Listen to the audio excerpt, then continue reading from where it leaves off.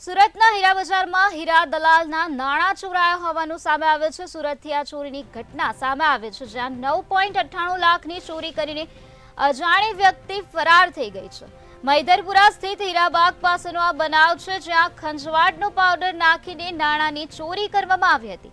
ચોરી કરનાર 3 અજાણ્યા શખ્સો સીસીટીવી કેમેરામાં કેદ થઈ ગયા છે। વેપારી મોપેડની ચાવી મોપેડમાં ભૂલી ગયા હતા, ત્યારે ડિક્કીમાં રહેલા રોકડા રૂપિયા લઈને ગેંગ ફરાર થઈ ગઈ છે। મૈદરપુરા પોલીસે હાલ ફરિયાદ નોંધીને વધુ તપાસ હાથ ધરી છે।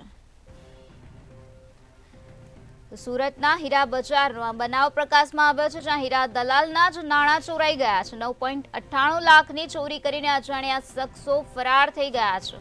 મૈદરપુરા સ્થિત હીરાબાગ પાસેનો આ બનાવ છે। આજ મુદ્દે વધુ માહિતી આપવા માટે આપણી સાથે સંવાદદાતા દિવ્યેશ પરમાર જોડાઈ ગયા છે। જે દિવ્યેશ, સુરતના હીરા બજારમાં હીરા દલાલના જ નાણાં ચોરાયા હોવાની ઘટના હાલ સામે આવી છે, શું છે વધુ વિગત?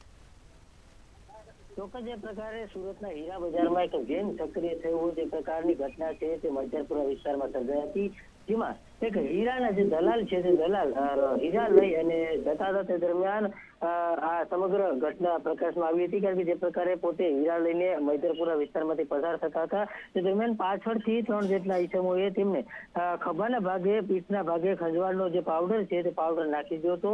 તેના કારણે વેપારીને ખંજવાળ આવતી હતી, જેથી ખૂબ અકળાઈ ગયેલા વેપારીએ જે પીઠ છે તે પાણી લગાવવા માટે બાઇક પાર્ક કરી હતી। તે દરમિયાન તેમણે ઉતાવળમાં જ બાઇકમાં ચાવી જે છે તે બાઇકમાં જ રહી ગઈ હતી અને ડિક્કીની અંદર જે હીરા તેમજ રોકડા હતા તે રોકડ રૂપિયા જે છે તે લઈ અને અજાણ્યા ઈસમો ફરાર થઈ ગયા હતા। આ સમગ્ર ઘટના સીસીટીવી કેમેરામાં પણ દેખાઈ હતી અને 3 જેટલા અજાણ્યા ઈસમો સીસીટીવી કેમેરામાં કેદ થઈ ગયા હતા।